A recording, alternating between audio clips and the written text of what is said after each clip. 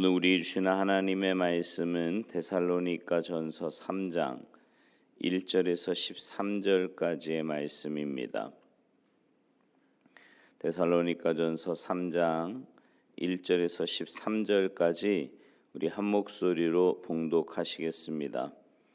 함께 봉독합니다. 시작. 이러므로 우리가 참다 못하여 우리만 아덴에 머물기를 좋게 생각하고 우리 형제 곧 그리스도의 복음을 전하는 하나님의 일꾼인 디모데를 보내노니 이는 너희를 굳건하게 하고 너희 믿음에 대하여 위로함으로 아무도 이 여러 환난 중에 흔들리지 않게 하려 함이라. 우리가 이것을 위하여 세움받은 줄을 너희가 친히 알리라. 우리가 너희와 함께 있을 때에 장차 받을 환난을 너희에게 미리 말하였는데 과연 그렇게 된 것을 너희가 아느니라. 이러므로 나도 참다 못하여 너희 믿음을 알기 위하여 그를 보내었노니 이는 혹 시험하는 자가 너희를 시험하여 우리 수고를 헛되게 할까 함이니 지금은 디모데가 너희에게로부터 와서 너희 믿음과 사랑이 깊은 소식을 우리에게 전하고 또 너희가 항상 우리를 잘 생각하여 우리가 너희를 간절히 보고자 함과 같이 너희도 우리를 간절히 보고자 한다 하니 이러므로 형제들아 우리가 모든 궁핍과 환난 가운데서 너희 믿음으로 말미암아 너희에게 위로를 받았노라. 그러므로 너희가 주 안에 굳게 선즉 우리가 이제는 살리라.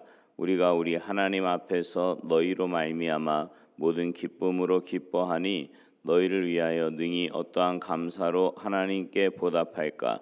주야로 심히 간구함은 너희 얼굴을 보고 너희 믿음이 부족한 것을 보충하게 하려 함이라.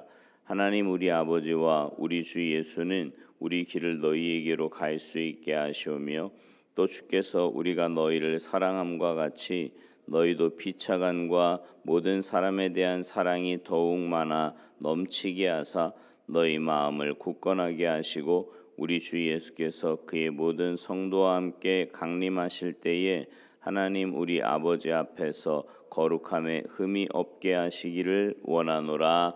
아멘. 할렐루야.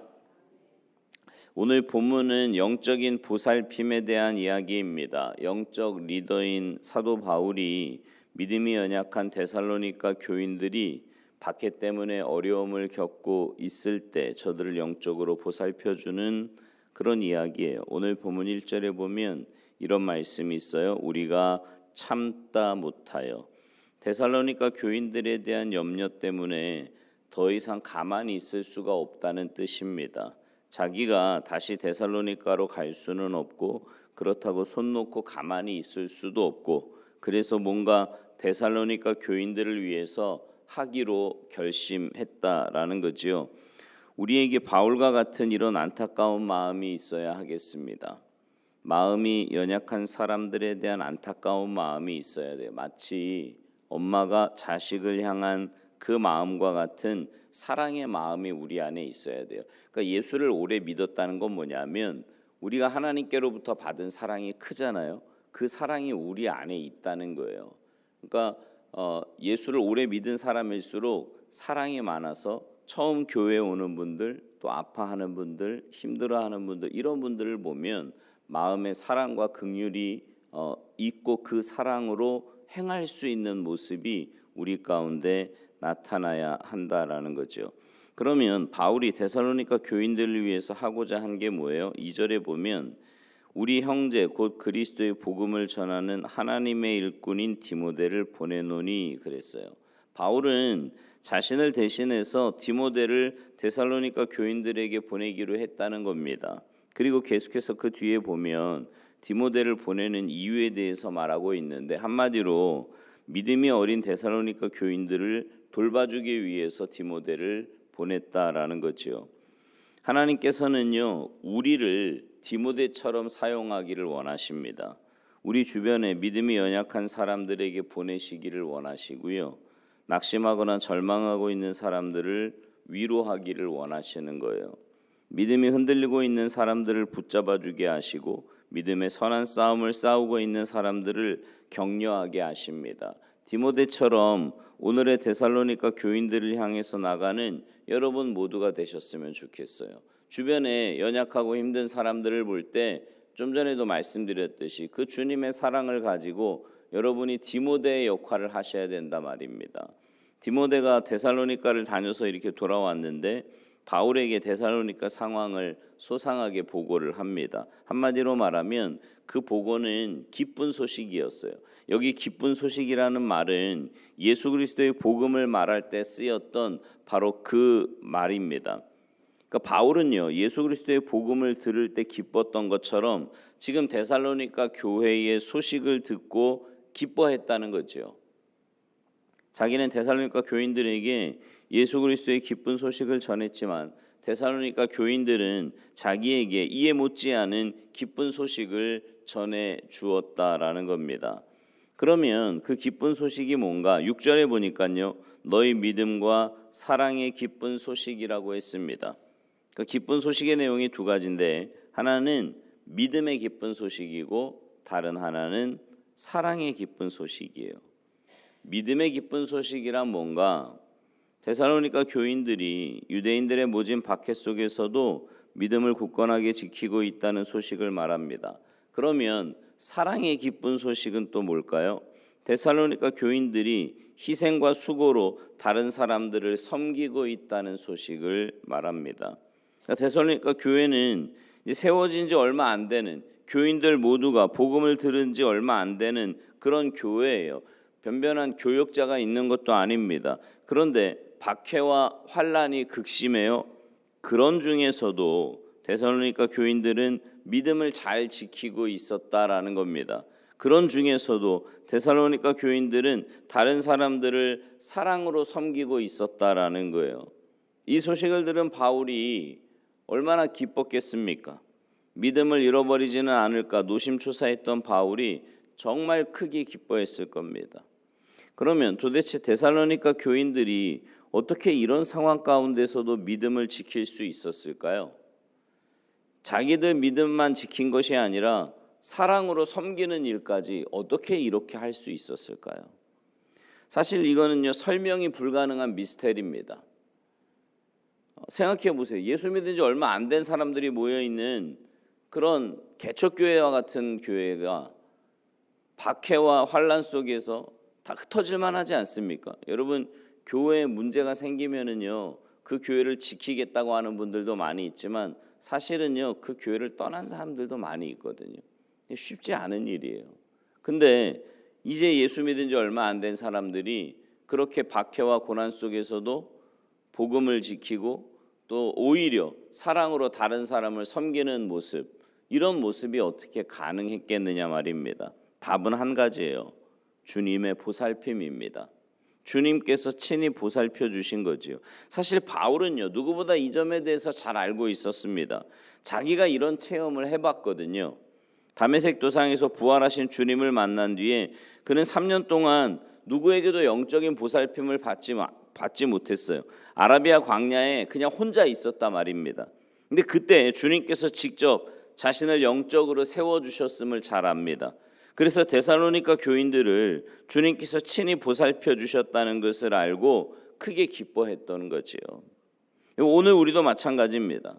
주님께서 우리 모두를 보살펴 주십니다. 그래서 우리 모두가 이렇게 주님 앞에 서 있는 거 아니겠습니까? 그러니 우리가 할 일은 뭐예요? 기뻐하며 우리를 보살펴 주신 그 주님께 감사해야 하는 겁니다. 바울은요, 디모데로부터 데살로니가 교회 소식을 전해 들은 뒤에 정말 감사하는 것이 있었을 겁니다. 바로 주님께서 바울 자신이 가지고 있던 데살로니가 교회를 향한 안타까운 마음을 헤아려 주신 것에 대해서 감사했을 겁니다. 무엇보다 데살로니가를 떠나는 날부터 안타까운 마음으로 중보기도 해왔는데 주님께서 응답해 주신 것에 대해 감사했을 거예요. 그리고 다시 저들을 위해서 중보기도 합니다. 그 기도의 내용이 오늘 본문 11절부터 13절에 기록되어 있는데요. 세 가지로 요약할 수 있습니다. 첫째는 자기가 데살로니가에 갈 수 있도록 길을 열어달라는 거였고요. 두 번째는 데살로니가 교인들이 더욱 서로 사랑하고 모든 사람들까지 사랑할 수 있게 해달라는 거였습니다. 그리고 마지막 세 번째는 마지막 날까지 믿음을 잘 지킬 수 있게 해달라는 거였어요. 여러분, 우리가 이 기도 가운데 주목해야 할 것이 있습니다. 바로 이 기도는 응답의 확신 가운데 드린 기도라는 겁니다. 바울은 그동안 데살로니가 교인들을 위해 안타까운 마음으로 기도해 왔어요. 이제 막 예수 믿은 사람들이 시험에 들지 않고 믿음을 잘 지키게 해달라고, 모진 박해를 견딜 수 있게 해달라고 기도해 왔습니다. 근데 디모데를 통해서 전해들은 데살로니가 교인들은 자기가 생각했던 것보다 더 굳건하게 믿음을 지키고 있는 거예요. 바울이 너무 기뻤어요. 그리고 자기의 기도를 들어주신 하나님께 감사했습니다. 이제 나아가서 주님께서 자기의 중보기도를 들어주신다는 확고한 믿음을 가지게 된 거지요. 그리고 그 믿음으로 다시 기도를 드리고 있는 겁니다. 여러분, 주님께서는 우리의 중보기도를 들으십니다.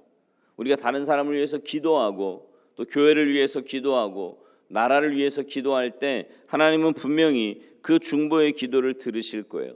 여러분의 연약한 자녀들을 위해서, 또 믿음이 없는 사람들을 위해서, 또 지금 고난 가운데 있는 함께 신앙생활하는 사람들을 위해서 여러분 기도할 때 분명히 하나님께서 그 기도에 응답해 주실 줄 믿습니다. 그러니 여러분, 염려하기보다 더 간절히 기도하시기 바라요.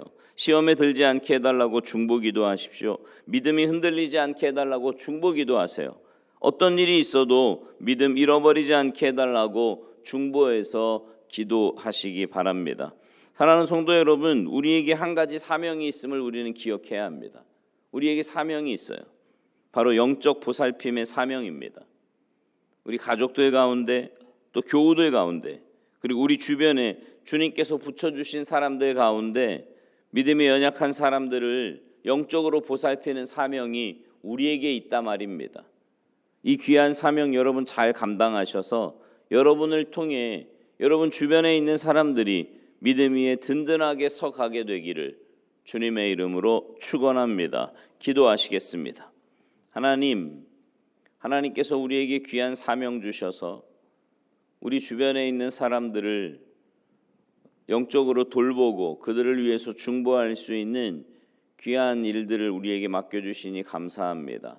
하나님, 그러기 위해 우리가 먼저 주님 앞에 바로 서게 하시고, 이렇게 주님 앞에 나올 때마다 주님과 깊은 사랑의 교제를 통해 믿음 위에 든든하게 서서 나뿐만이 아니라 우리 가족들과 또 함께 신앙생활하는 교우들과 내 주변에 있는 사람들 가운데 믿음이 연약하여 흔들리는 그들에게 생명 되신 그 주님, 사랑의 그 주님, 내가 받은 그 은혜와 사랑을 흘려보낼 수 있는 우리 모두가 되게 하셔서 그런 우리를 통해 우리 주변에 있는 사람들이 영적으로 또 믿음으로 든든하게 서가는 복된 역사가 나타나도록 주님 함께하여 주시옵소서. 오늘도 주님과 동행하며 이 귀한 사명 잘 감당하는 복된 한날의 삶이 되기를 간절히 바라옵고나오며 예수님의 이름으로 축복하며 기도하옵나이다. 아멘.